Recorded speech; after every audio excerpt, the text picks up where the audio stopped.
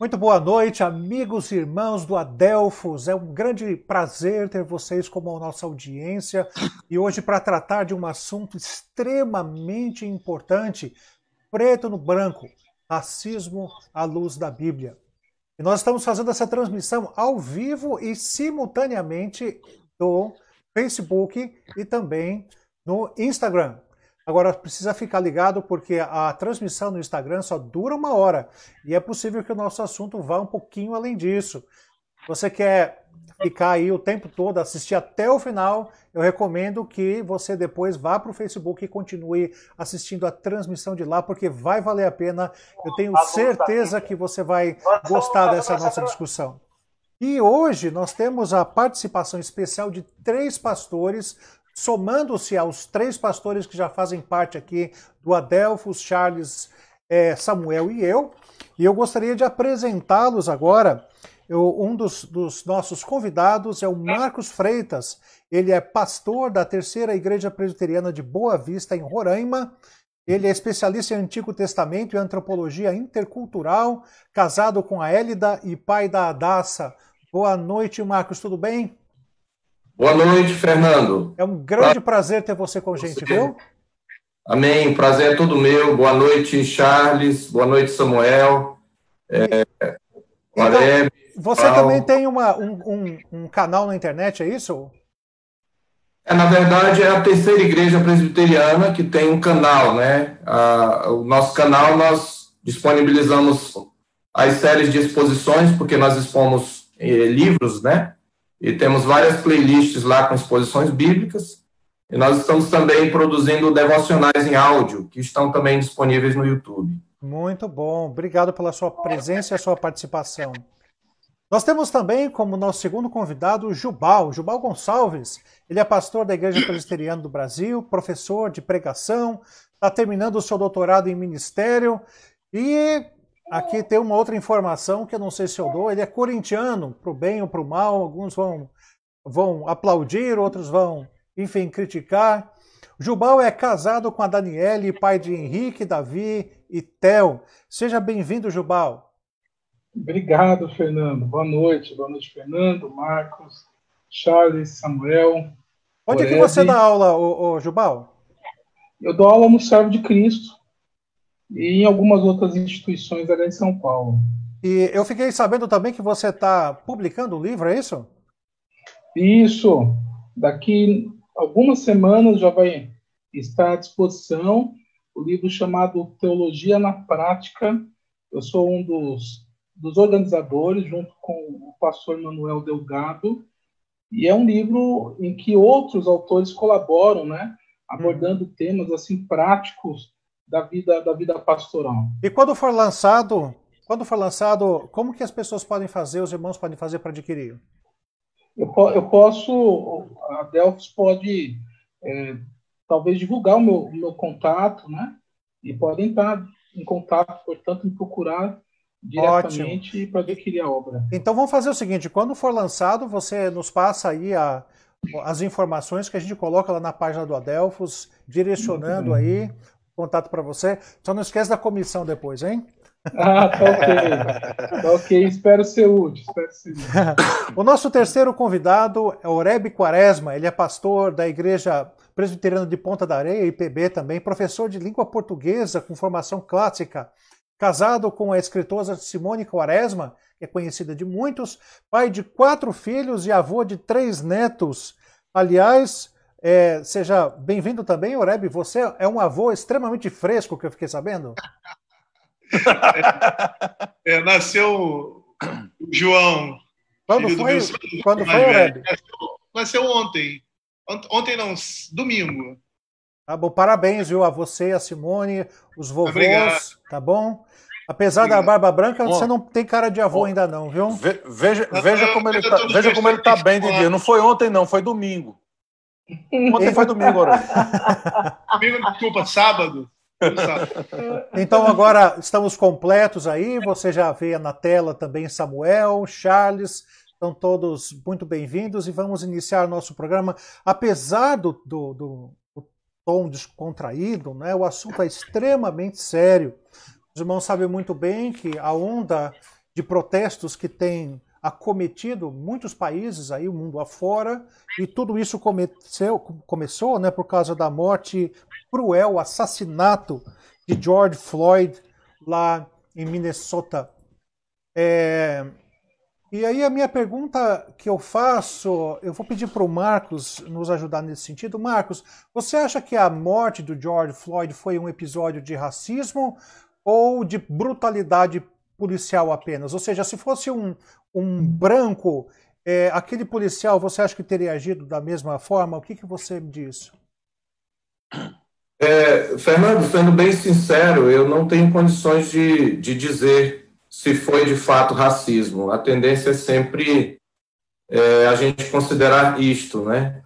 Porque, de fato, eu não tenho... A gente não tem total conhecimento de todos os detalhes.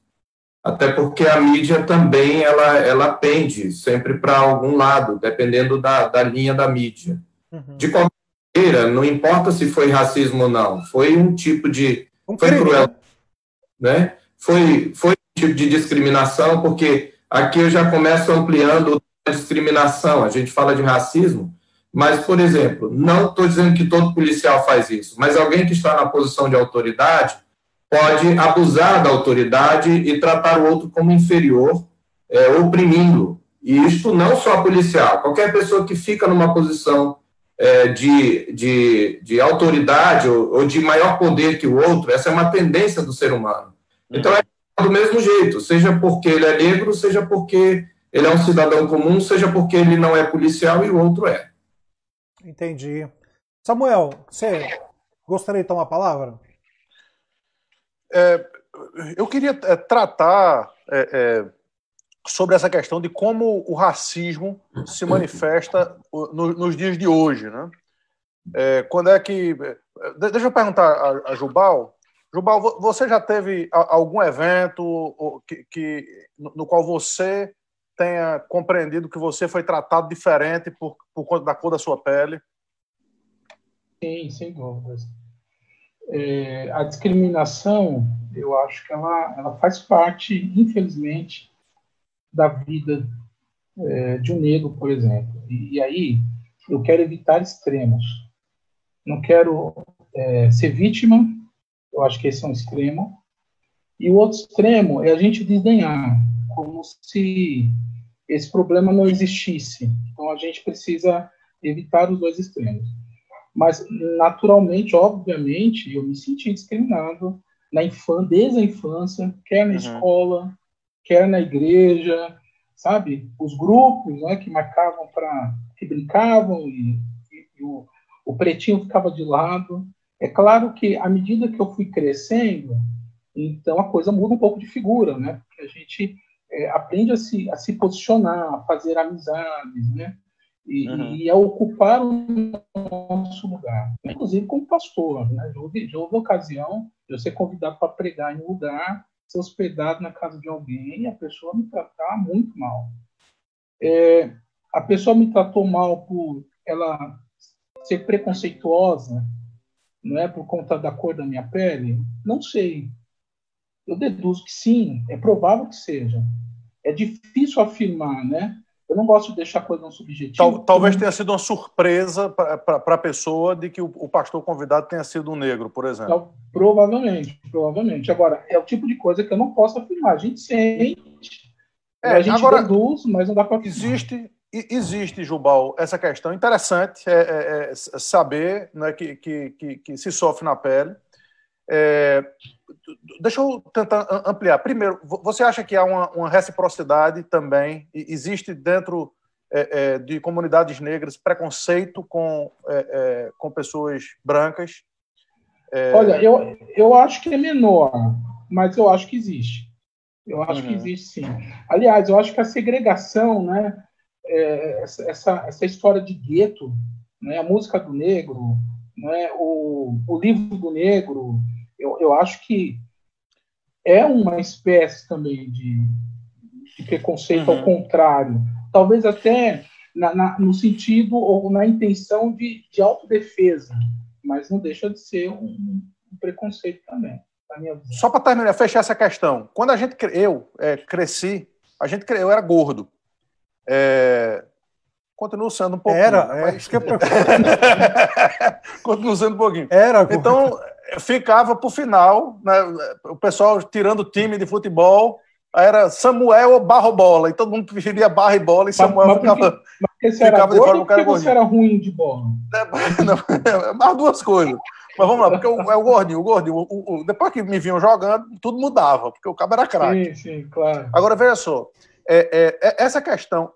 Mas eu tinha amigos que era cabeção, era negão, era vara-pau, macarrão. Ou seja, era o meu caso. Eu era muito magro.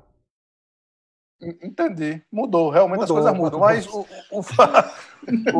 mas o fato é que essas coisas... E a gente fazia com amigo. O negão era um amigo da gente. Né? E, essas coisas, hoje em dia, elas são impossíveis. Por que vocês acham que isso aconteceu? Cara, será que eu poderia dar uma parte aí? Por favor. A gente tem que começar a definir alguns termos e vai ser difícil, porque, por exemplo, você falar de racismo, preconceito racial, de uma certa forma você está falando da mesma coisa. Né? Mas quando você pensa em racismo, vem todo um conceito não só semântico, como histórico. E apesar do Brasil tá relacionado aí com a escravidão, e essa escravidão no Brasil, naquele momento, está relacionada à cor, né? E eu acho que isso foi um acidente, a gente pode até falar isso depois, mas eu acho que, assim, por mais que possa existir ou exista um preconceito, sim, e aí eu acho que aqui no Brasil, pelo menos até o momento, eu acho que estão querendo implementar uma política, uma ideologia mais firme, né, na questão do racismo. Mas até um certo momento, eu acho que vai no nível desse que você falou, do gordo, do feio, do isso, entendeu? Que é um preconceito de uma maneira geral. Narigudo. Esse era o meu também. Narigudo. Eu, por exemplo, quando era jovem, adolescente, menino, né? Alguns me chamavam de neguinho, mas meu apelido era Orelhão. Todo mundo me conhecia como Orelhão, orelha e tal. Então, acho que essa questão do preconceito racial existe. Mas eu não consigo perceber historicamente, assim, vamos falar da nossa realidade, né? Nossa realidade, nosso dia a dia, da nossa vida, do que a gente viveu. Eu não consigo perceber como um racismo, entende? Porque eu entendo, olhando historicamente a África do Sul, o próprio Estados Unidos, um ódio ao negro, entendeu? Um ódio à pessoa de cor. E eu não vejo isso aqui, tá? De uma forma institucional, entendeu? Eu acho que estão querendo implementar esse tipo de coisa, estão querendo fomentar esse tipo de coisa e assim, gerar um mesmo comportamento que você viu nesses dois países há um tempo atrás, historicamente falando. Tá? Então, eu não vejo dessa forma. Eu acho que sim, tem um preconceito, e é um preconceito a nível geral. Tá? Existem pessoas que são racistas, que têm esse sentimento, mas eu não acho que seja uma coisa institucionalizada no nosso pandêmica. país. Isso. Fala, Chapu. Eu queria fazer uma pergunta para o Marcos. Eu estou achando o Marcos muito calado ali. Eu quero perguntar para ele o seguinte: você acha que tem preconceito dentro da igreja, Marcos, em relação a essa questão de raça, de diferença de cor de pele? Liga seu microfone, Marcos.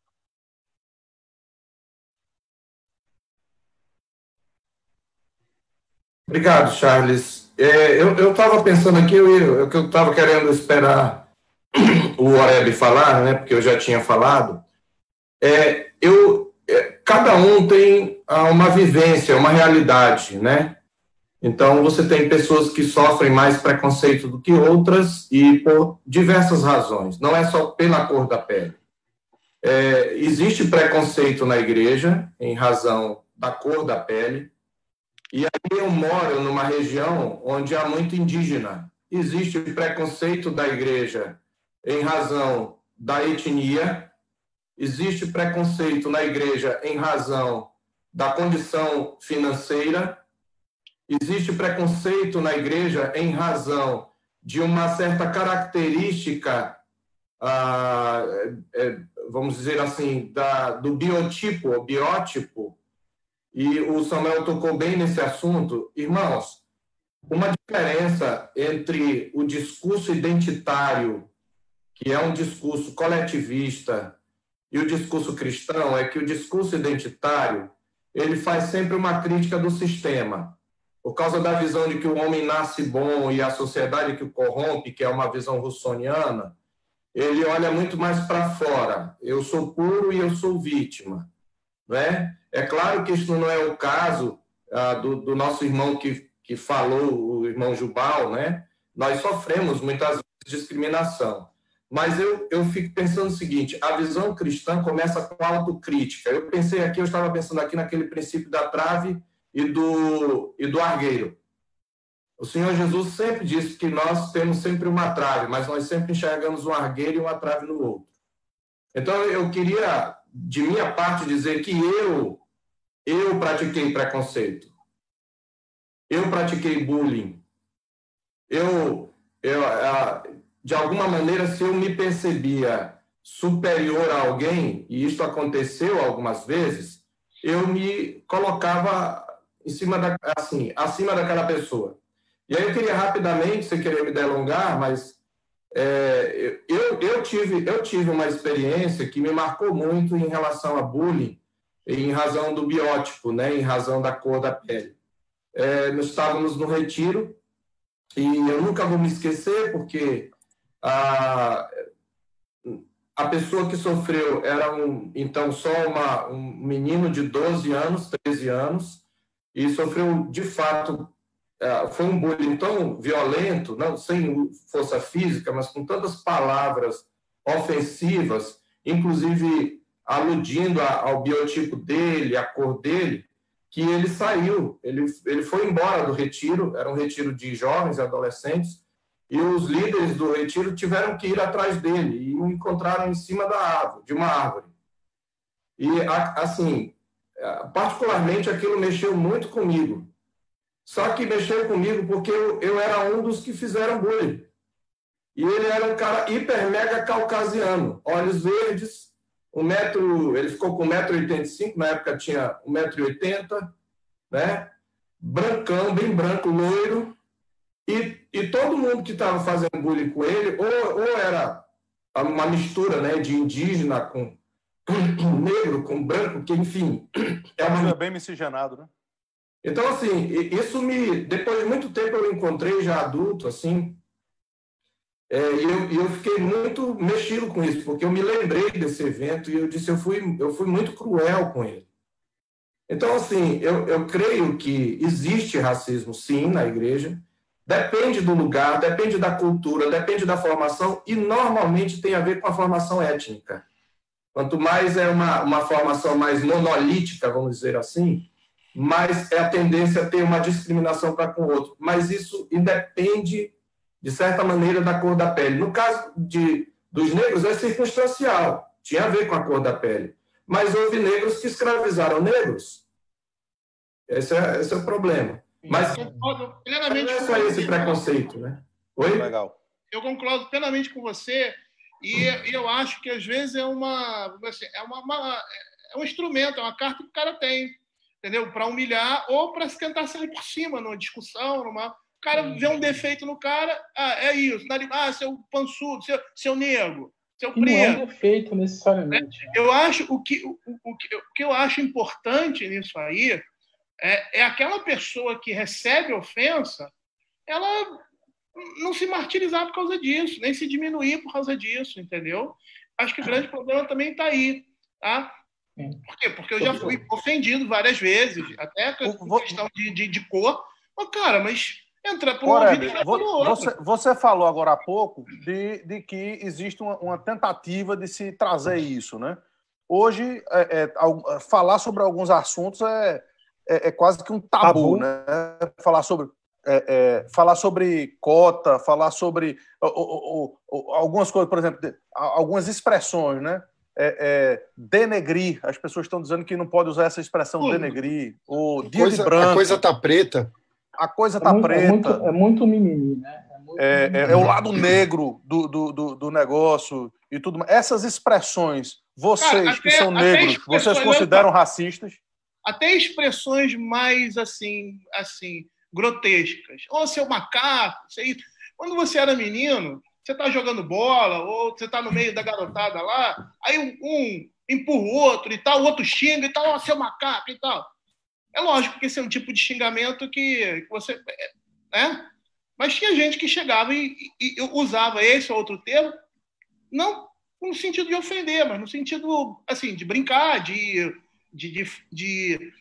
falar, né? Alguns se ofendiam, outros não se ofendiam.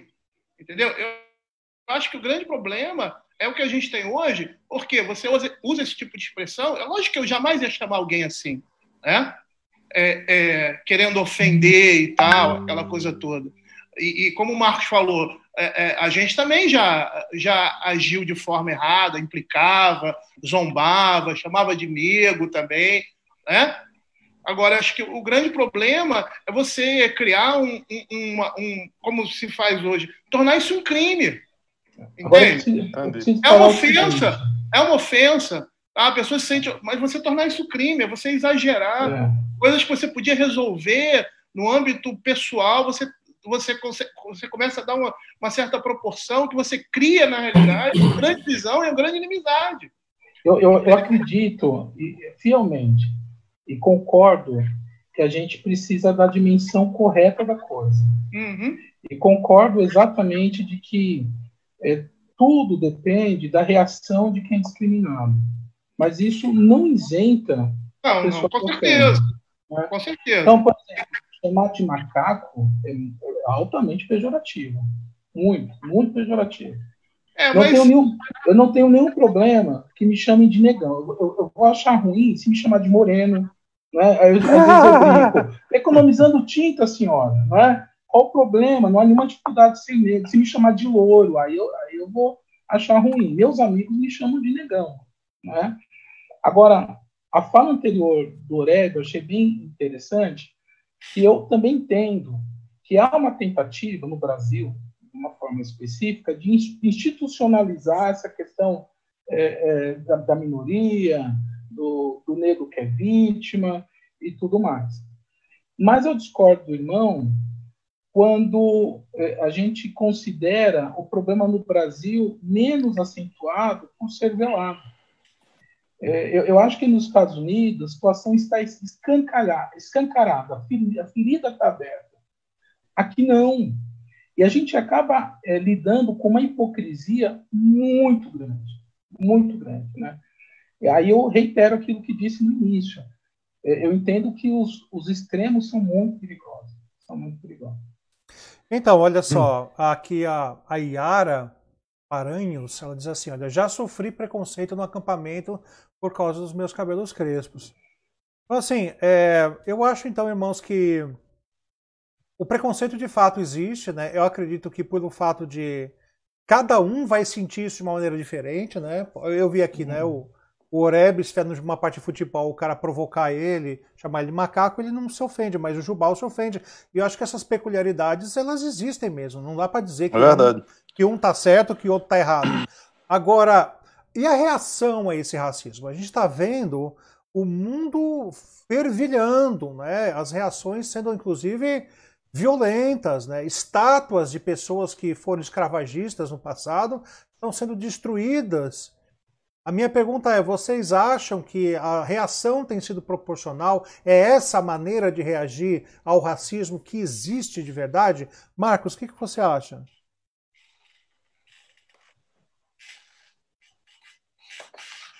Olha, Fernando, essa maneira de reagir, ela de fato demonstra tão somente a pecaminosidade humana que justifica vamos colocar assim, uma política do ressentimento, porque na verdade é isso, isso que o Jubal estava falando, né? A gente criar institucionalizar essas questões, a gente vive na politização de tudo. Então, existem coisas que nós precisamos resolver e nós resolvemos por que há essa violência toda. Eu sou contra, porque, na verdade, ela está dizendo que a culpa é do sistema. Então, nós temos que destruir o sistema, nós temos que destruir a estrutura, e isso vem de um discurso que, de fato, não é um discurso bíblico nem cristão. Então, e justifica a violência da vítima, mas a palavra de Deus, ela nos diz, inclusive, que se alguém me obrigar a andar 1 milha, eu devo andar 2. E o contexto ali era de policiais ou de guardas romanos, né, que poderiam pegar lá um judeu qualquer, ali na Palestina, e dizer para ele, olha, faz um carreto para mim. Jesus falou, olha, você tem que responder pacificamente.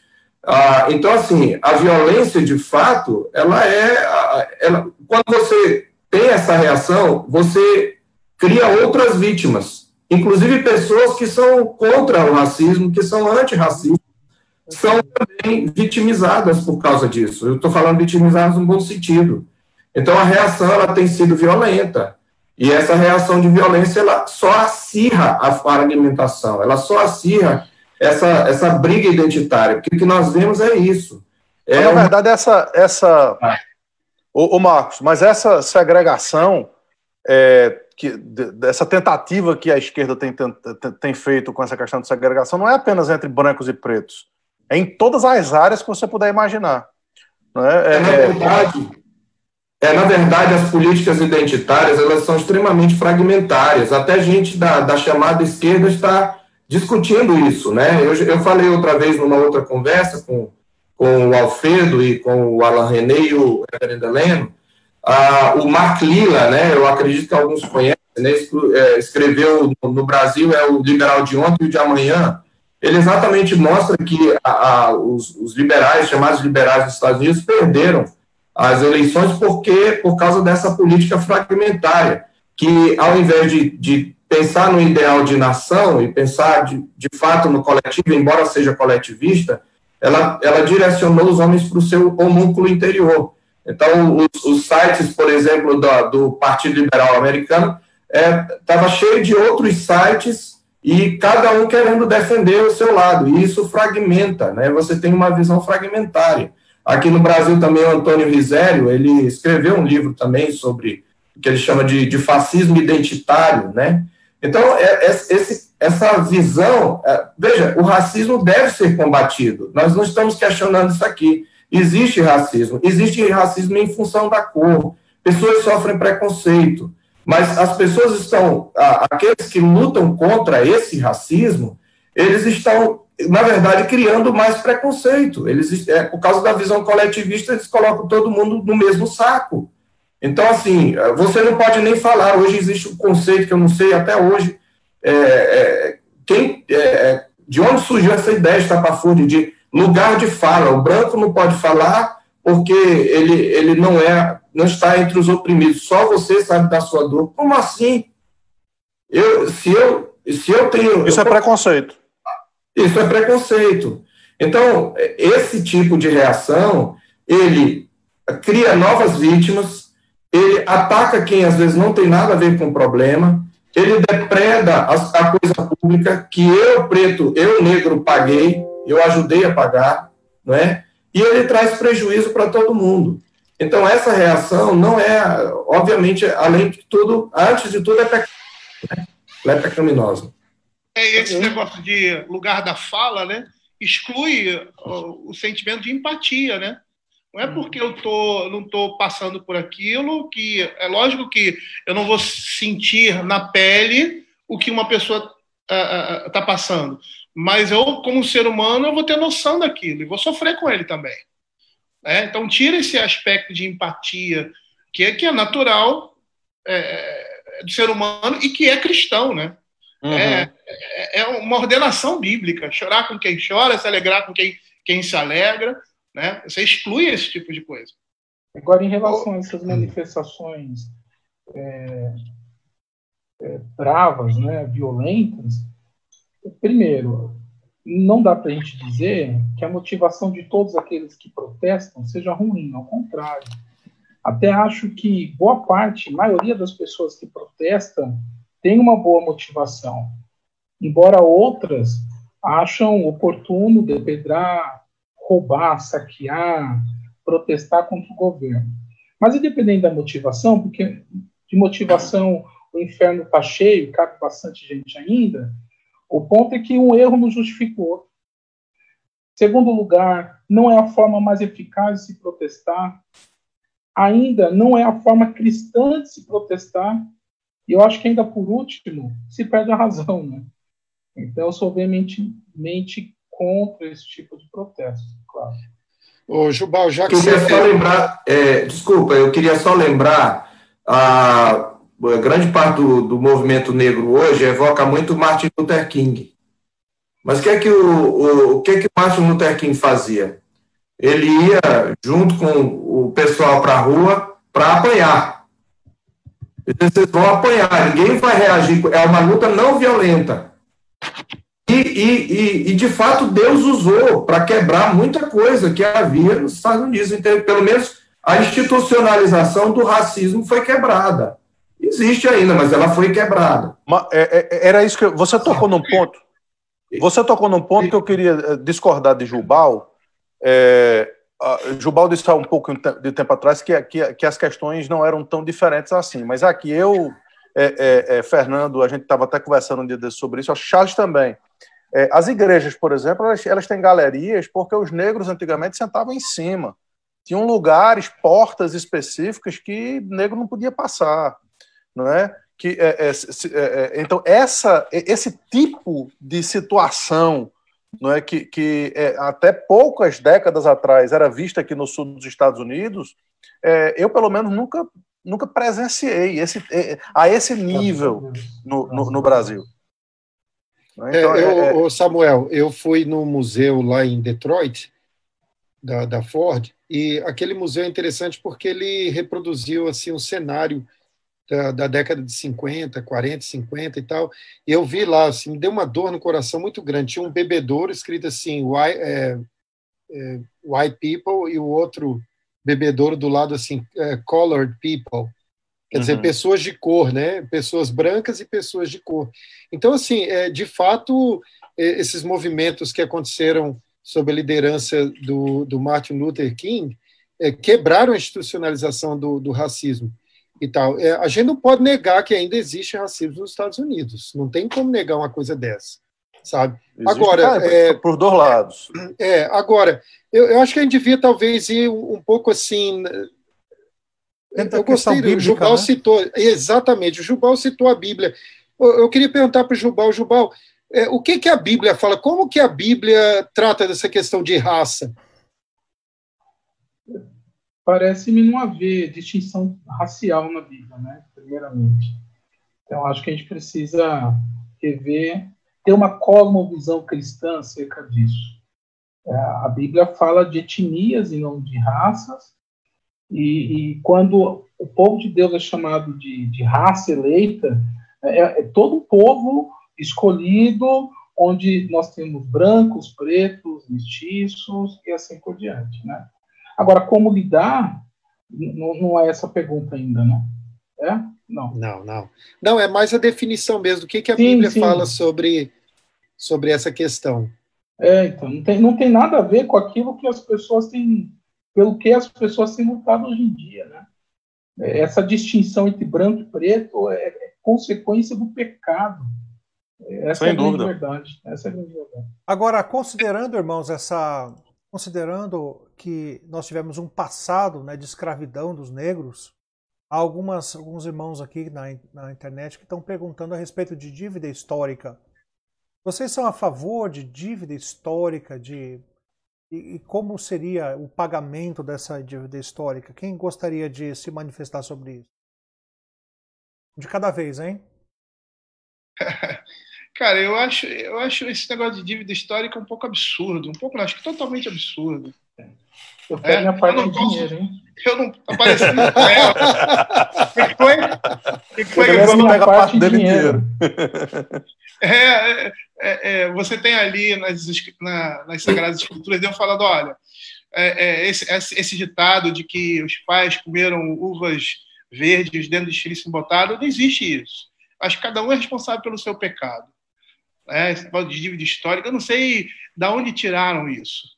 Eu não consigo concordar com isso. Eu não posso ser culpado de uma coisa que meu pai fez ou que fizeram.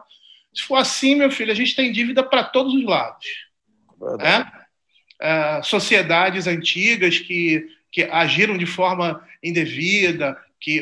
Por exemplo, eu estou expondo Abacuque na igreja. E aí você tem ali a Babilônia, a Síria, que entrou e devastou, destruiu completamente ali aqueles povos e tal, e aquela coisa toda. Hoje esses povos estão diluídos na sociedade, né?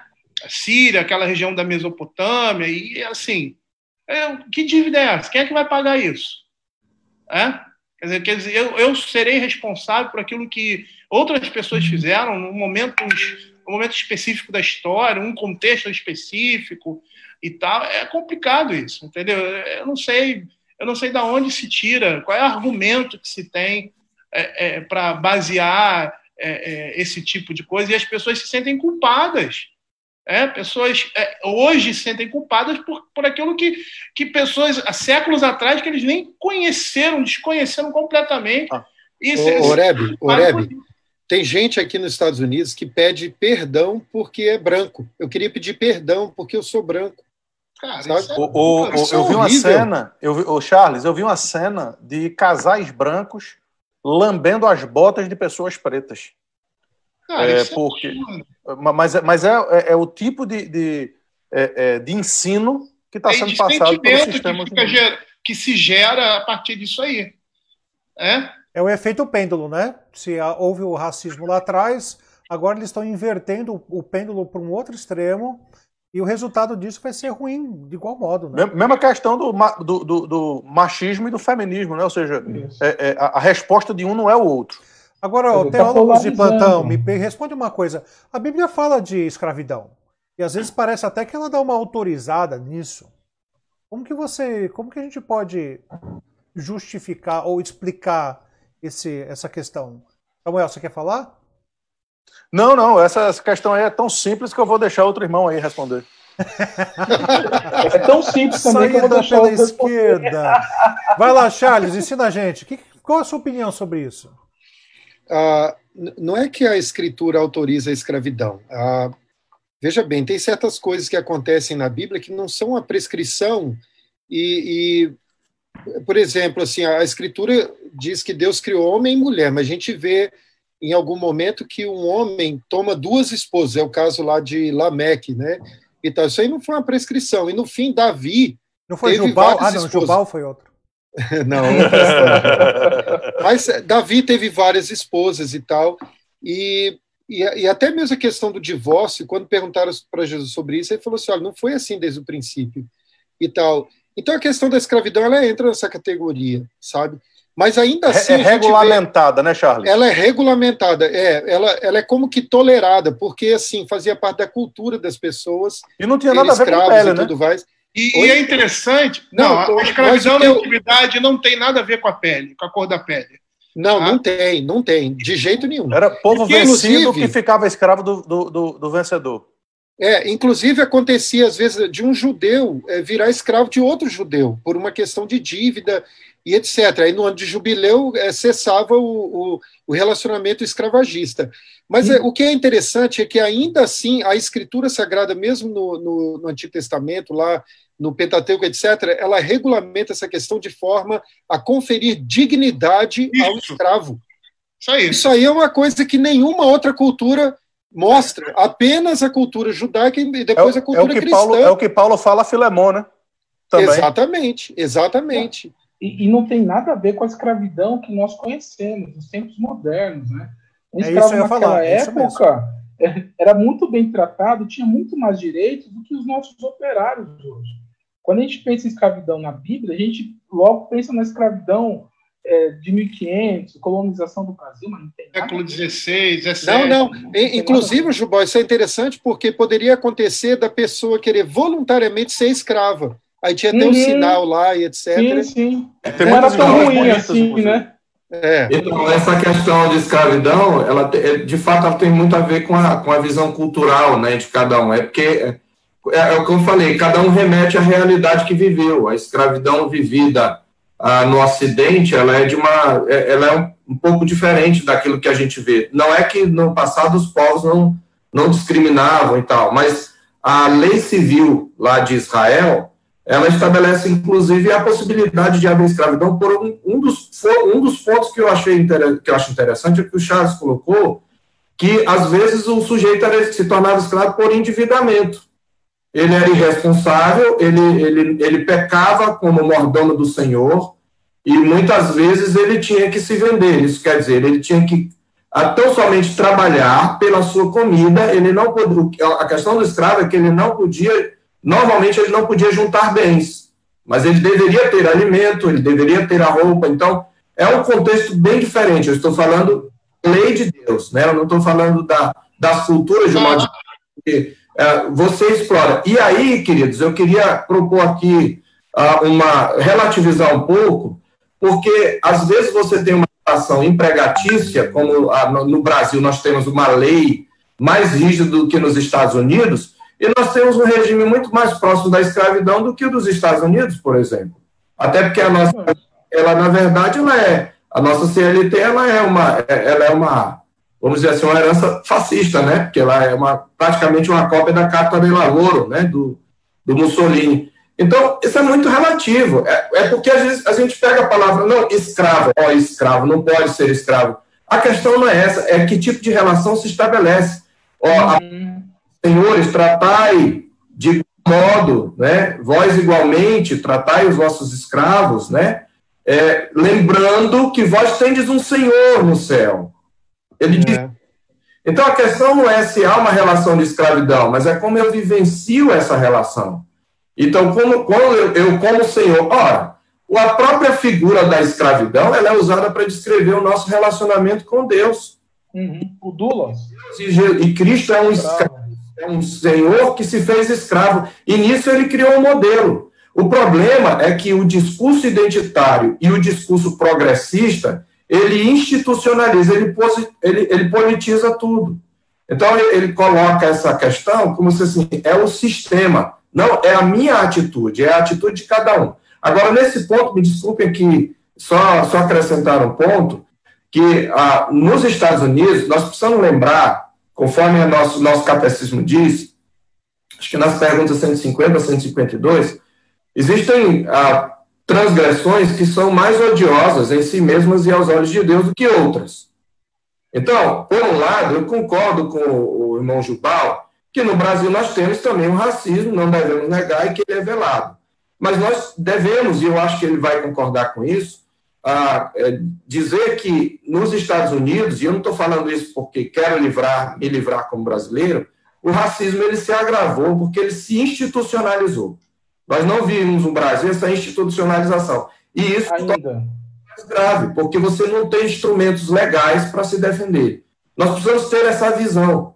no Brasil, o racismo ele não se institucionalizou, apesar desse conceito relativo que muitos colocam de racismo estrutural, mas nós não tivemos essa institucionalização. Então, lá, só que quem foi contra, aí brigou, houve uma guerra civil, né, por conta disso, né?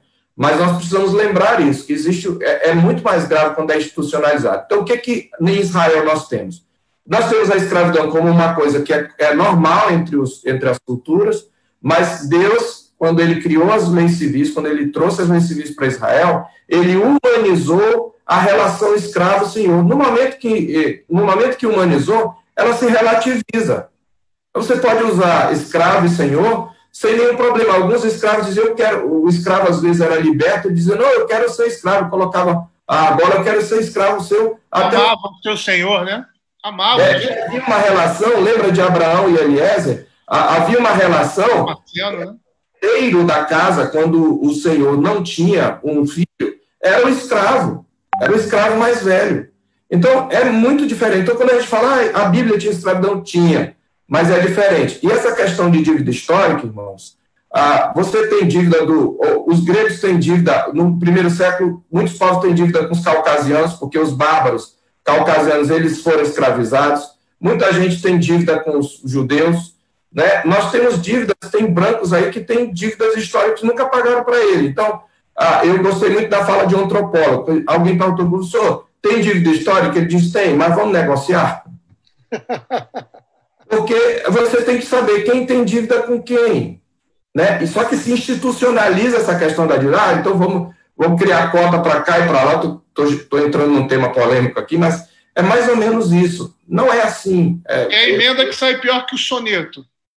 Exatamente. O problema não é que nós não estamos aqui, que fique claro, nós não estamos dizendo que não tem racismo, nós estamos dizendo que a solução proposta é horrível, ela é pior, ela cria uma fragmentação maior, ela acirra esse racismo.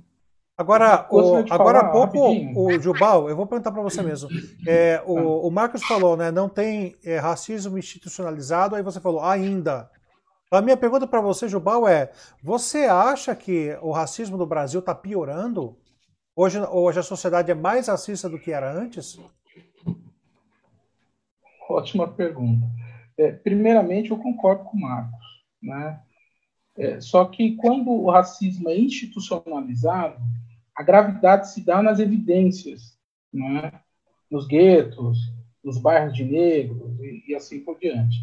Agora, quando o racismo ele é velado, a gravidade está em não tratá-lo. Não é? A gravidade está em você negar que existe um problema e não tratar do pecado. Agora, em relação ao se o racismo está piorando, olha, eu não sei te dizer, eu acho que não. É porque, assim, há tempos atrás, eu tinha a visão de uma criança que não sabia lidar com o racismo, né? Hoje, a visão é outra, o contexto é outro. Então, até dentro desse contexto, eu diria que o racismo está diminuindo, mas parece-me que a reação ao racismo, ou a pretência ou suposta reação ao racismo, está piorando, está agravando. Não necessariamente o racismo, mas eu entendo que a postura que tem se tido em relação a isso... Acho que os negros estão menos tolerantes ao racismo do que era antes, é isso? Sim, acho que, eu não sei se a grande maioria, mas eu penso que boa parte dos negros tem tido uma reação muito mais intolerante e inapropriada do que antigamente. Então, eu não sei se é esse o sentido. Eu não sei se é esse o sentido que o Jubal está falando, que quando ele diz que por enquanto nós não temos institucionalização, mas eu vejo que se houver uma institucionalização vai ser para outra direção, porque é isso que está acontecendo. Ou seja, agora qualquer reação que mesmo não seja ofensiva, quando o Estado começa a definir de fato o que é ofensivo, ele está institucionalizando questões afetivas, e nós temos que ter cultura também. Nós estamos vendo a afirmação do afetivo. O Estado, recentemente, quando tratou de uma outra questão lá, um dos juízes do Supremo falou que um dos direitos humanos é o direito à felicidade. Como é que o Estado, além da visão do Estado como grande pai, como é que ele vai garantir a minha felicidade, o meu não constrangimento?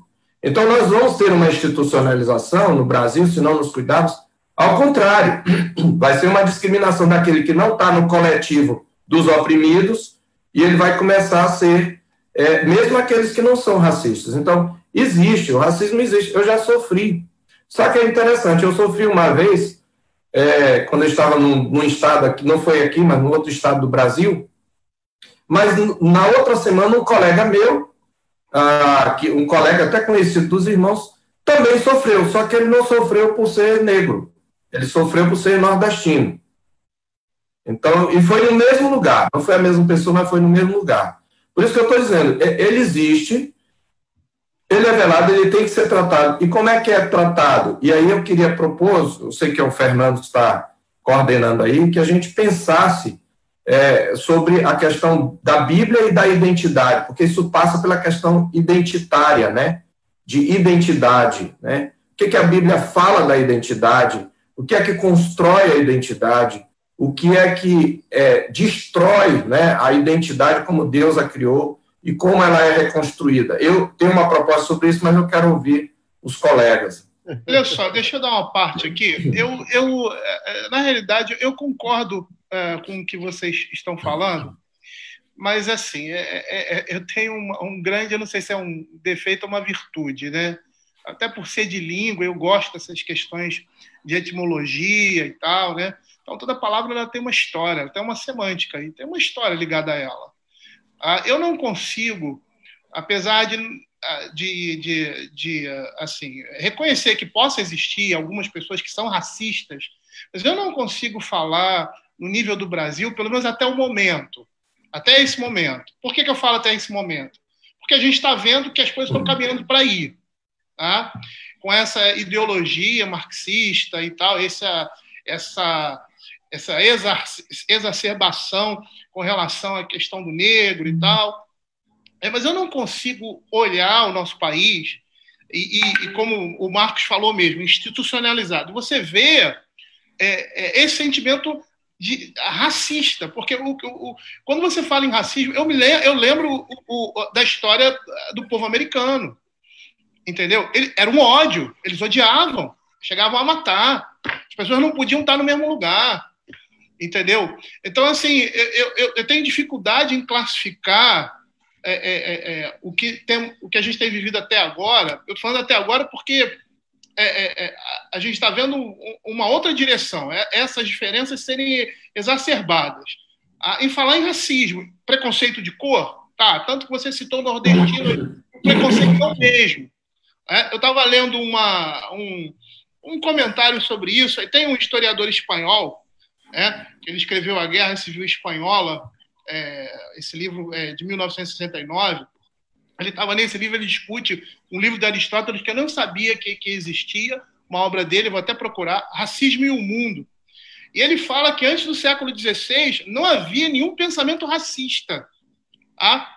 O que existia era um etnocentrismo, ou seja, aquilo que caracterizava um grupo étnico mais importante ou melhor do que o outro. Aí ele dá alguns exemplos, judeus, gentios, os gregos e bárbaros, e aí vai. Poderá vir alguma coisa boa de Galileia, né? Isso aí. Você vê Natanael. Então, assim, eu não consigo ver, eu acho que é isso que estão querendo fazer. Tá? Eu não estou falando que, por exemplo, esse sentimento ou esse tipo de reação não é completamente negativo. Hoje você vê, por exemplo, a beleza do negro, você vê a moda do negro. Eu acho que isso poderia se inserir na sociedade sem fazer essas distinções, entendeu? Você vê hoje, por exemplo, pessoas que têm aquele cabelão, né? Então não tem vergonha.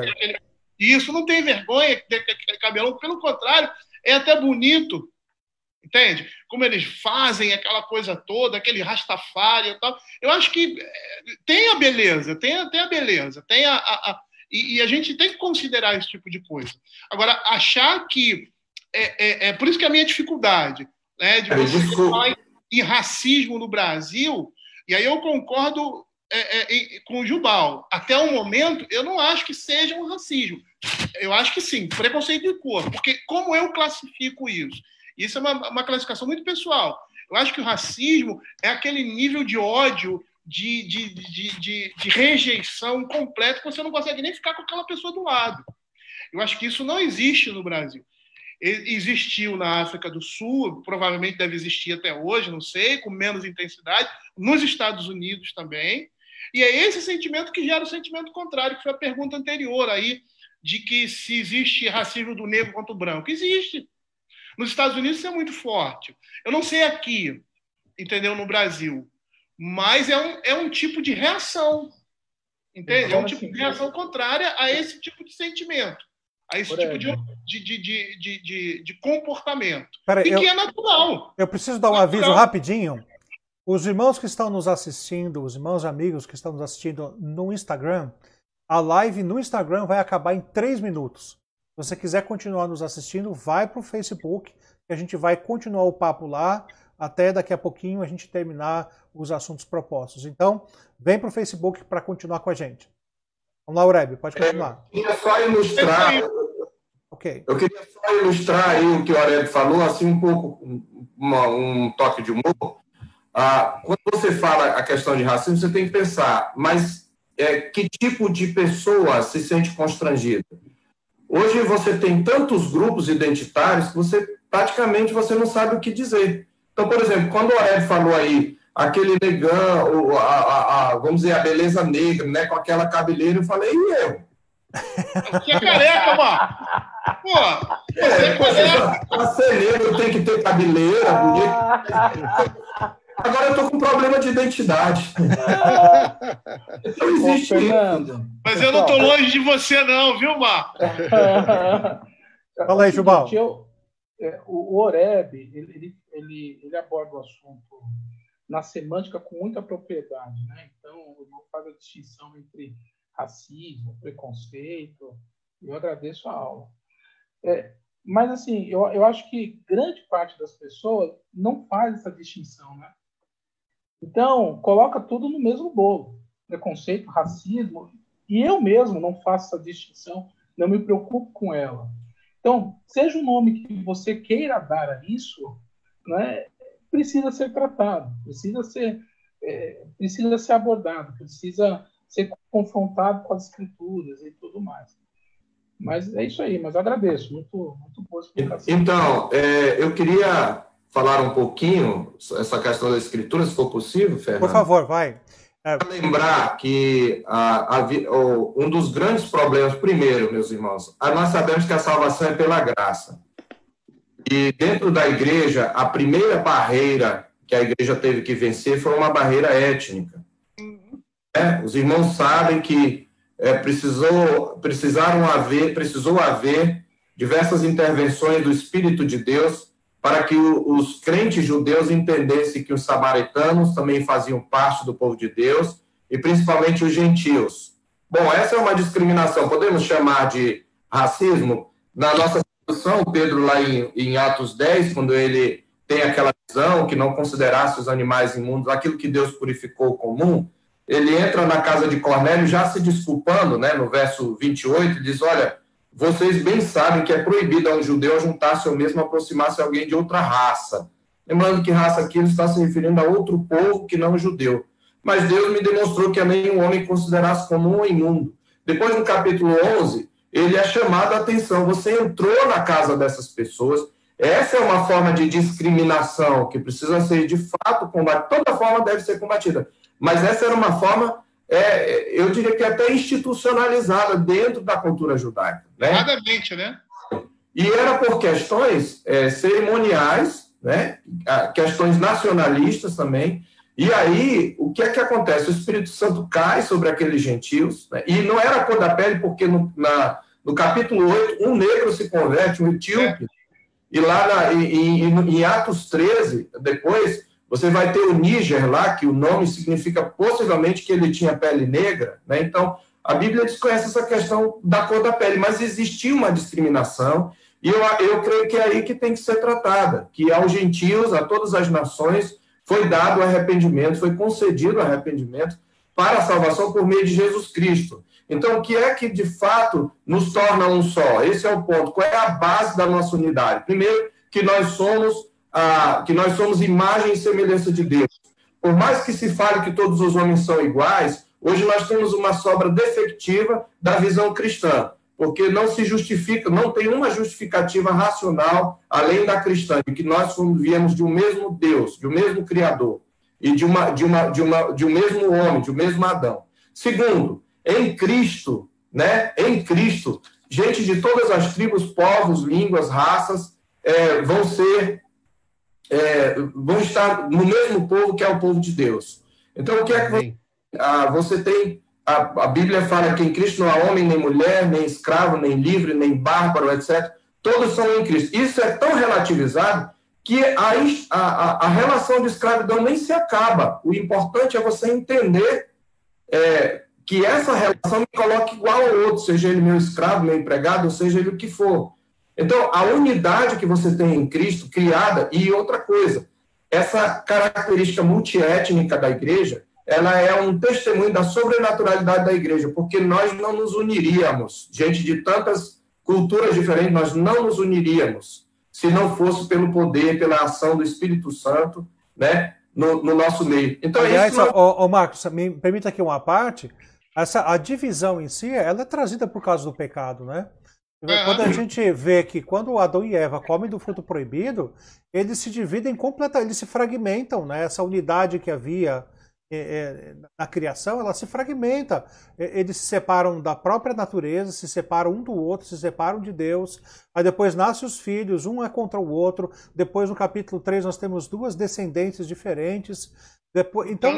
Então, em Cristo Jesus, nós vemos a oração de Jesus, né? Pai, a minha vontade é que onde eu estou estejam também aqueles que o Senhor me deu, porque são teus. E a vontade dele é essa, que estejamos todos juntos, eu em ti, eles em mim, todos juntos, não é? Então, Cristo é a solução para a unidade, para a reconciliação racial. Vocês não entendem assim? Sim, sem dúvida. Eu penso, por exemplo, em Filipenses, e depois eu vou dar a fala aí para os irmãos, mas eu já estou com o texto aqui. Eu creio que Filipenses é um texto que nos ajuda muito, já que nós estamos falando à luz das Escrituras e estamos chegando à conclusão. Quando o apóstolo Paulo, no capítulo 3, ele fala das coisas que o levavam a se gloriar. E ali tem uma questão de identidade, porque nós estamos tratando a questão de identidade aqui, essa é a questão, né? Identidade negra, identidade branca. Então, quando você diz, vidas negras importam, na verdade, todas as vidas importam, e ele diz assim, bem que eu poderia confiar na carne, né? E se alguém pode confiar na carne, eu ainda mais, eu fui circuncidado ao 8º dia, e ele vai descrever várias características que o identificam como judeu, são características identitárias. E ele tinha aquilo como lucro. E, irmãos, isso aqui é chocante, porque ele está falando, para usar um termo para o pessoal entender, da sua raça, ele tinha orgulho, isso para ele era lucro. E o que é que ele diz? Eu considerei tudo como perda por causa da sublimidade do conhecimento de Cristo Jesus, eu considerei como refúgio, a palavra aqui é lixo, às vezes até pode ser traduzida por esterco. Ou seja, a sociedade contemporânea, ela propõe a autoafirmação como meio de construir a identidade do próprio sujeito. E na autoafirmação, eu vou brigar e vou fazer o que eu puder para me autoafirmar. Mas o Evangelho propõe a autonegação como meio de reencontrar a identidade em Cristo. Nossa, isso é muito precioso que você falou, Marcos. Muito precioso. Eu nunca tinha pensado por esse lado. Obrigado por essa aula, viu? Bem, irmãos, nós estamos chegando então ao fim, né, do nosso bate-papo aqui. Já estamos com quase 1h05. A nossa proposta é de 1 hora. Ficaram vários assuntos de fora que eu acho que nós podemos abordar num outro momento. Eu queria que rapidamente, então, Jubal, Marcos e Oreb dessem seu fechamento para esse assunto e um conselho para a igreja. O que a igreja deve fazer diante do racismo? Jubal, qual que é a sua recomendação à igreja como pastor? A palavra de Deus nos diz que nós não devemos fazer acepção de pessoas. E como já foi muito bem colocado, somos todos nós feitos à imagem e semelhança do Senhor. É claro que imagem e semelhança diz respeito a características morais, muito mais do que o físico, mas isso mostra que nós somos iguais perante Deus. E até mesmo no que diz respeito ao salvo, aquilo que nos salva é a graça do Senhor. Nós somos iguais, a diferença é apenas a graça de Deus, que sim faz toda a diferença. Então, eu entendo que é importante que nós não façamos acepção e também, ouvindo a recomendação bíblica, consideremos o nosso irmão superior a nós mesmos, não é? E valorizemos as pessoas por aquilo que elas são e por aquilo que Deus fez na vida delas, e não por aquilo que elas possuem e outra coisa do tipo. E, sobretudo, oremos. Eu acho que a maior e a melhor reação, mais eficaz, é orarmos para que nós não sejamos acometidos de nenhum tipo de preconceito, não é? E que assim nós cresçamos em unidade e demos a nossa contribuição para este mundo tão segmentado, tão polarizado. Amém. Obrigado, Jubal. Deus abençoe, Obrigado, querido. muito bom. Eu que agradeço. Oreb, Gostaria de pegar uma carona aí no do Jubal. pode falar, querido. Ele citou Filipenses, né? Filipenses capítulo 2, verso 3. Eu acho que esse verso aqui, ele sumariza o princípio da segunda tábua, né? Quando ele diz, ele citou isso, né? A gente deve considerar os outros superiores a nós mesmos. E quando eu falo sobre família, sobre relacionamento de pai com filho, de esposa com marido, né? Apesar de você ter aí uma certa proeminência, né? O pai com relação aos filhos, a mãe com relação aos filhos, o pai como líder do lar, né? Com relação à esposa, apesar dela ser sua companheira e sua auxiliar, né? Então, esse princípio ele vai permear todo o nosso comportamento, de considerar aquelas pessoas que até mesmo estão numa situação inferior à nossa, né, como superiores. Então, tenho que tratar o meu empregado como superior a mim mesmo. O meu escravo, aí no contexto lá, né, bíblico, como superior a mim mesmo. A minha esposa, meu irmão em Cristo. E esse é o princípio que Paulo fala para que Timóteo aplique na igreja. Olha, quando você for exortar as pessoas, os homens mais velhos, né, exorta dessa forma, com mansidão. As mulheres mais velhas trata como mães e tal. Então você vê que esse é o princípio. E se você tem esse princípio, se você coloca isso em prática, esse tipo de sentimento ou preconceito nunca vai existir. Ou seja, nunca vai existir, não, né? Você nunca vai deixar ele dominar você. Porque nós somos pecadores, nós temos essa tendência de sobrepujar, de submeter, de tentar dominar. Então, quando você exercita isso na sua vida por meio da palavra de Deus, o Espírito Santo, você entendendo que aquelas pessoas que você está se relacionando, você deve considerá-las como superiores a si mesmo, principalmente aquelas que estão numa relação de inferioridade com relação a você. Você nunca vai tratar um irmão, ou irmã, ou uma senhora, ou um senhor, né, de forma indevida, seja ele negro, seja ele com menos cultura, seja ele mais pobre que você. E, né, eu acho que essa é o cerne de tudo que a gente está conversando aqui com relação a esse tipo de preconceito, né? Esse e qualquer outro, né? Muito obrigado, querido. Marcos, suas considerações finais, querido. 3 coisas, meus irmãos. Estão me ouvindo bem? Vindo bem. Sim. 3 coisas. A primeira, veio-nos uma correspondência, né, no nosso grupo, e diz assim: dizer que todas as vidas importam em resposta a vidas negras importam é o mesmo que pedir ao bombeiro para jogar água em todas as casas do bairro quando apenas uma está em chamas. Porque todas as casas importam. Sim, sua casa importa também, mas sua casa não está pegando fogo. Bom, eu imagino que foi uma pessoa, se não é negra, mas identificada com negro, falando para Umbanda. Meu questionamento a essa declaração é: quem disse que a casa dele não está pegando fogo? Porque ele é branco? Casas de brancos pegam fogo, irmãos. Casas de brancos são destruídas. Esse é o problema do coletivismo. Existe discriminação? Existe. Mas isso quer dizer que todos os negros são discriminados.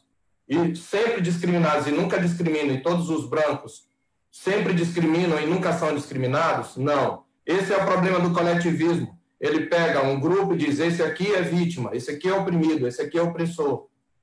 E ele generaliza o problema. Aí me leva ao segundo ponto. Um princípio bíblico, meu querido, você que é negro, que sofre racismo, ou acha que sofre racismo, ou que você, de alguma maneira, se sente ofendido. Eu queria trazer para você o princípio de Mateus 7, de 1 a 5. A palavra de Deus diz: por que vês tu argueiro no olho do teu irmão? Essa é a visão cristã. E não reparas na trave que está no teu próprio. Hipócrita, tira a primeira trave do teu olho, então verás claramente para tirar o argueiro do olho do teu irmão. E eu queria propor a você uma coisa, meu irmão, você que se sente discriminado. Se você se autoexaminar, será que você nunca discriminou? Então, se você quer combater cristãos, se nós queremos combater o racismo, temos que começar como começa um cristão, pelo próprio coração. O nosso coração é racista, seja negro, branco, índio, é racista. Nós nascemos racistas, porque nós nascemos com pecado. Terceiro e último, Filipenses capítulo 3, o apóstolo Paulo, no verso 8, falando da sua identidade, quando ele encontrou Jesus, negros, a sua identidade não é reencontrada na cor da sua pele. Não há nenhuma dignidade inerente na cor da sua pele. A sua dignidade está no fato de você ser a imagem de Deus. E se você é de Cristo, no fato de você estar de Cristo, está em Cristo. Paulo diz: sim, deveras considero tudo como perda por causa da sublimidade do conhecimento de Cristo Jesus, meu Senhor, por amor do qual perdi todas as coisas e as considero como esterco, lixo, para ganhar a Cristo. Tudo isso que eu sou como judeu. Veja, é um judeu que fala isso. E os irmãos sabem que o judeu tinha essa consciência identitária muito forte. Quando eu encontrei a sublimidade do conhecimento de Cristo Jesus, isso para mim, o meu caráter judaico é lixo. Então, a minha última palavra é essa. Eu não tenho nenhum problema em ser negro. Eu louvo a Deus por ter me feito negro, mas diante da sublimidade, isso vai chocar algumas pessoas. Eu vou chocar, mas eu vou chocar com a Bíblia. Diante da sublimidade do conhecimento de Cristo Jesus, a minha negritude é lixo. Essa é a minha última palavra. Muito bom, meu irmão. Olha só, o nosso irmão pastor Alcindo Almeida, ele está dizendo o seguinte, lembrando aqui palavras de John Piper: a linhagem de Jesus Cristo é mais profunda que as linhagens raciais. A morte e a ressurreição do Filho de Deus pelos pecados é o único poder suficiente para reduzir as linhagens raciais a uma única linhagem, a linhagem da cruz. Bonito isso, né? Lindo. Essa é para fechar, Fernando. Para fechar mesmo, é a oração que você vai fazer, Charles. Eu queria convidar todos que estão nos assistindo agora a que fizéssemos uma intercessão, fizéssemos um pedido ao Senhor para que Ele trouxesse paz às nações, paz ao Brasil, paz aos Estados Unidos, Inglaterra, Londres tem sido devastada pelas manifestações. Eu pediria agora que você que está em casa, curve a sua fronte, pastor Charles vai orar para que Cristo Jesus seja o reconciliador, como a Bíblia diz que Ele é, nos reconcilie com Deus e nos reconcilie uns com os outros, não importa a cor, não importando a cor da nossa vida. Vou orar com o pastor Charles. Santo Deus, nós nos colocamos na Tua presença agora, com o coração quebrantado depois de ouvir as palavras de exortação dos nossos irmãos queridos. E, Senhor Deus, nós queremos dizer que realmente existe um problema. Nós não temos como negar que esse problema existe. E ele começou lá no Éden, quando Adão, quando sua esposa comeram do fruto da árvore do conhecimento do bem e do mal, e então começou a separação entre eles e o Senhor, começou a separação entre filhos dentro de uma família, separação entre nações, entre povos, e essa é a realidade, Senhor Deus. Nós já nascemos com isso no coração, essa separação, essa luta, essa briga. É por isso que a tua palavra diz assim: amarás ao teu próximo como a ti mesmo. É por isso que a tua palavra nos ordena isso, Senhor, porque nós temos essa tendência no nosso coração de olhar para o nosso próximo com olhos de ofensa, olhos de agressividade, Senhor. Tem misericórdia de todos nós. Nós queremos, ó Deus querido, pedir que o Senhor abençoe a todos aqueles que nos ouviram, todos aqueles que vão assistir esse vídeo, Senhor, para que eles pensem sobre esses assuntos, ó Deus, com o coração aberto, para que nós estejamos livres, ó Deus, de qualquer preconceito relacionado com a cor da pele ou coisa desse tipo de nacionalidade, cultura e etc., Senhor. Nós clamamos ao Senhor agora que o Senhor pacifique os corações daqueles que estão colocando essas questões de raça e avultando ainda mais essas diferenças, Senhor Deus, que na verdade não deveriam existir. Nós pedimos a Deus que o Senhor retire essa ira do coração das pessoas, que haja paz no coração daqueles manifestantes que estão quebrando as coisas, colocando fogo em casas, prédios comerciais, aqueles que estão ferindo uns aos outros, ó Deus, fisicamente, ferindo uns aos outros com palavras. Ó Deus, pacifique os corações, Senhor. Que o teu evangelho venha reconciliar as pessoas em um só povo, como diz a tua palavra em Efésios. Aqueles que estavam longe, os gentios, foram reconciliados com aqueles que estavam perto, os judeus, perto do santuário. A parede que fazia a separação foi quebrada, foi derrubada pela cruz de Cristo. Ajuda-nos a enxergar isso, Senhor, e ajuda-nos a mostrar isso para as pessoas, para que não haja mais racismo, para que não haja mais divisões das pessoas, para que não haja mais conflitos até entre maridos e esposa, filhos e pais, mas que todos sejam reconciliados, ó Deus, pela cruz de Cristo em um só povo, para que haja apenas um rebanho e um só pastor, para que a glória seja do Senhor. Nós clamamos, ó Deus, para que as manifestações também em Londres sejam arrefecidas, Senhor, e que haja paz nos corações. Ó Deus, que nos Estados Unidos haja paz nos corações, que no Brasil haja paz nos corações, ó Deus. Que esse seja o momento da igreja se levantar e mostrar e pregar, Deus, a mensagem do evangelho da paz, que é o que de fato reconcilia as pessoas. Ajuda-nos nisso, Deus, e que nós vejamos, Deus, um grande despertamento na tua igreja aqui nos Estados Unidos, lá no Brasil, no mundo inteiro, Deus, para a honra e glória do nosso Senhor e Salvador Jesus Cristo.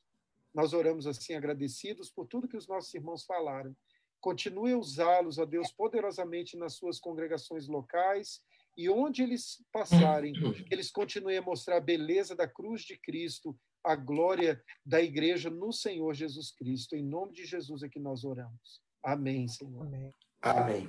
Queridos irmãos, nós somos imensamente gratos, Jubal, Marcos, Oreb, muito obrigado por terem aceitado o nosso convite, a participação de vocês foi tremenda, nos ensinou bastante, tenho certeza que aqueles que acompanham o nosso canal foram extremamente edificados pela vida de vocês, e rogamos a Deus as bênçãos dele sobre os seus ministérios, sobre as suas famílias, sobre suas igrejas. Amém. Infelizmente o Samuel caiu. Me deu um trabalhão aqui de reconfigurar as telas, mas paciência, acontece. O Samuel sempre dá trabalho, mas isso é normal. Vou aproveitar para falar mal dele, que ele não está aqui mais na live mesmo. É o mais fogueteiro e na hora ele pula fora. Sempre assim. Ai. Obrigado para vocês que nos assistiram até agora. Deus abençoe vocês, viu? Deus abençoe Charles, Oreb, Jubal, prazer. Eu só Jubal e o Fernando. Grande prazer, espero que a gente prossiga aí tendo contato. Amém. E para vocês que estão nos assistindo até agora, né, 1h20 de live, fique tranquilo que ela vai ficar salva, tanto essa primeira hora no Instagram, quanto ela integralmente aqui no Facebook. Daqui a pouco também, durante a semana, a gente vai colocá-la no canal do YouTube também, do Adelphos, de maneira que você pode não só assistir novamente, desde o começo, se você perdeu algum pedaço, e quem sabe até compartilhar com alguém, porque foi muito edificante. Eu fui muito edificado, tenho certeza que você também. Muito edificado também. Obrigado, queridos. Deus abençoe vocês e que vocês nos acompanhem para a nossa próxima live semana que vem no nosso canal Adelphos. Fiquem com Deus.